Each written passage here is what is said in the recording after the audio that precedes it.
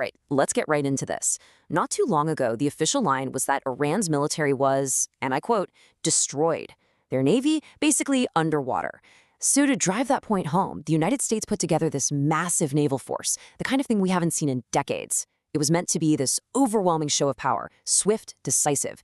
Instead, it turned into one of the most incredible strategic failures of our time. Just take a look at this number, 11. 11 nuclear-powered aircraft carriers. I mean, these aren't just ships, they're floating cities of pure, unadulterated military might. They're basically chunks of sovereign American territory designed to project power and intimidate anyone into backing down. The message couldn't have been any clearer. Do not test us.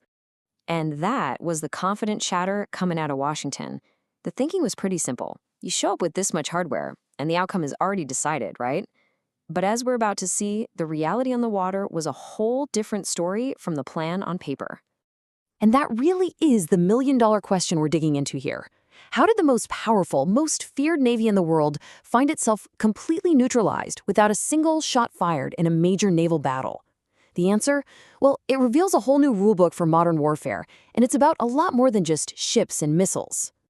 It all kicks off right here with the immediate and just shockingly fast collapse of the naval blockade. This was the very first sign that the old ways of measuring power, just counting ships, weren't the only things that mattered anymore. Now, check out this timeline. It's kind of wild. The blockade officially kicks off on April 13th.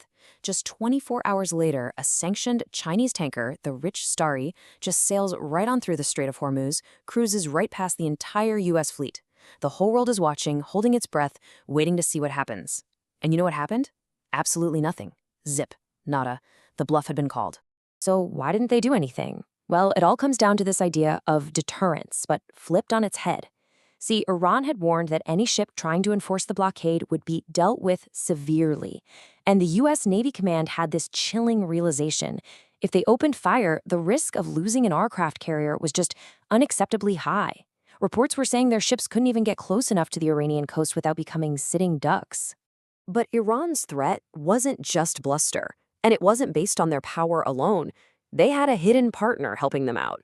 Because this whole conflict, it wasn't one with firepower, it was one with data.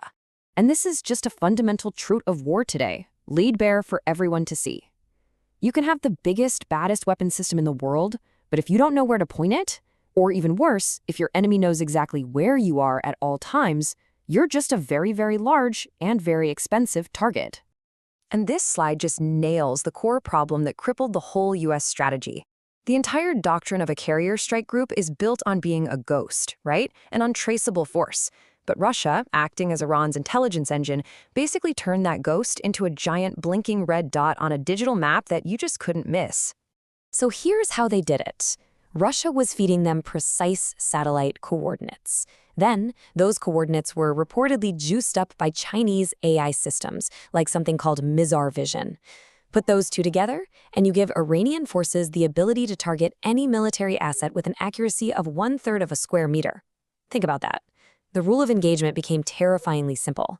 If any high-value target, a ship, a supply depot, whatever, stayed in one place for 24 hours, it was a confirmed target. Game over. And the result of this? It was devastating. This wasn't some theoretical threat. 13 U.S. bases and logistics hubs across the region were hit hard, seriously damaged, or just plain destroyed. That intelligence disadvantage had brutal, real-world consequences, taking out the very infrastructure you need to even run a military operation. But, believe it or not, the targeting intel was only half the story. While those 11 carriers were sitting there, basically useless in the Arabian Sea, Iran was getting resupplied through a secret back door on land. It made the entire naval blockade completely irrelevant. Just take a look at how this supply chain worked. According to the source, while Pakistan was out there publicly hosting peace talks, they were allegedly playing the role of a courier. Advanced Chinese military hardware was being shipped overland through the China-Pakistan Economic Corridor and delivered straight to Iran's doorstep, completely bypassing the most powerful naval fleet ever put together. And that's the key, right there. This secret land corridor became Iran's lifeline. It's what allowed them to soak up US and Israeli strikes, rebuild their stockpiles, and get their missile program back online. It gave them the stamina to keep fighting a prolonged 40-day war, which turned that whole sea blockade into a pointless gesture. So now let's talk about the fallout. Because when a military operation fails this spectacularly, there's always a price to pay. And in this case, the bill is coming due for pretty much the whole world. Because the US failed to secure the Strait of Hormuz, Iran now effectively controls it, and they've set up what amounts to a toll booth, reportedly charging container ships $2 million a pop for safe passage through the world's most critical oil choke point. And here's why that matters directly to you and me. This massive geopolitical failure is hitting the American consumer right in the wallet. US gas prices have shot up 40% to over $4 a gallon. So this isn't some distant drama. It has a real cost every single time you go to fill up your car. And if you think that's bad, for America's allies, the pain is even worse.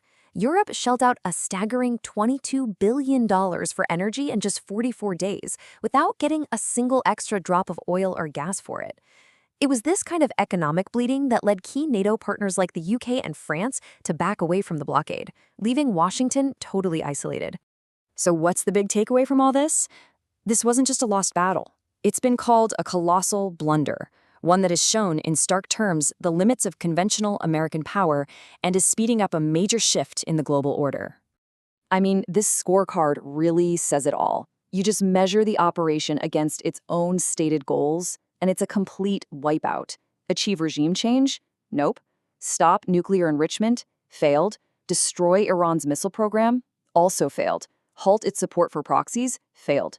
It was a total strategic defeat across the board.